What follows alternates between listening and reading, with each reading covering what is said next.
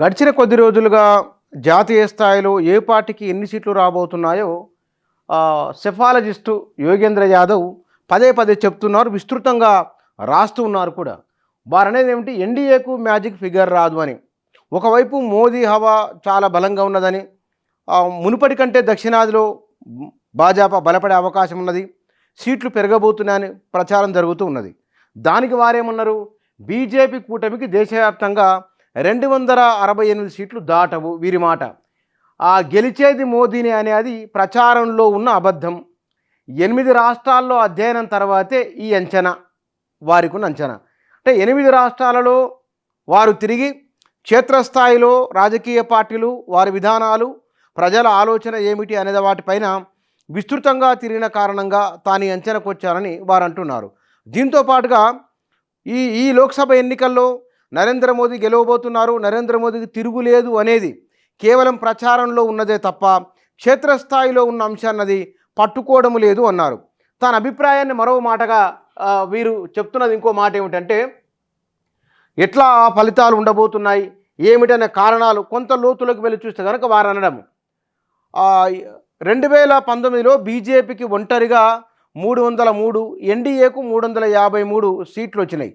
ఈసారి భారీగా తగ్గనున్నట్లు యోగేంద్ర చెప్పారు. కర్ణాటకలో కనీసం 10 స్థానాలు, మహారాష్ట్రలో 10, గుజరాత్, రాజస్థాన్ కలిపి 10 ఈ స్థానాలు తగ్గనున్నట్లు అంచనా వేస్తున్నాడు ఆయన. హర్యానా, పంజాబ్, చండీగఢ్, ఢిల్లీ, హిమాచల్ ప్రదేశ్లో కలిపి 10 స్థానాలు, మధ్యప్రదేశ్, ఛత్తీస్గఢ్, జార్ఖండ్ కలిపి 10 స్థానాలను ఎన్డీఏ కోల్పోతుందని వారి అంచనా. అంటే క్షేత్రస్థాయి అనుభవం, గ్రౌండ్ రిపోర్ట్ వారిది. ఇక ఉత్తరప్రదేశ్, ఉత్తరాఖండ్ కలిపి 15 సీట్లు, బీహార్లో 15 సీట్లు, పశ్చిమ బెంగాల్, ఈశాన్య రాష్ట్రాలు, కేంద్రపాలిత ప్రాంతాల్లో కలిపి మరో 10 స్థానాలు తగ్గనున్నట్లు వారికి ఉన్న అంచనా. ఇక తమిళనాడు, కేరళ, తెలంగాణలో 5 సీట్లు పెరగొచ్చని వారికి ఉన్న అంచనా. ఆంధ్రప్రదేశ్లో 10 సీట్లు పెరగొచ్చని వారికి ఉన్న అంచనా. మొత్తంగా బీజేపీకి ఒంటరిగా 233 స్థానాలు, ఎన్డీఏకు 268 స్థానాలు రాబోతున్నాయని వారికి ఉన్న అంచనా. ఇంతటే ఇన్ని రాష్ట్రాల్లో తిరిగిన ఒకానొక అనుభవంతో నరేంద్ర మోదీ వస్తారన్నది కేవలం ప్రచారంలోనే ఉన్నది. ప్రభుత్వ ఏర్పాటుకు సంబంధించిన మెజారిటీ కూడా బీజేపీకి రాదు. అంటే ఒంటరిగా బీజేపీకి వస్తున్నాయి 233 స్థానాలు బీజేపీకి ఒంటరిగా రాబోతున్నాయి. అయినప్పటికీ ఇంకా 40-50 స్థానాలు అవసరమవుతాయి. మిత్రపక్షాలు కూడా కలుపుకుంటే 268 దగ్గర వాళ్ళు ఆగవచ్చు అని యోగేంద్ర యాదవ్ చెప్తున్నారు.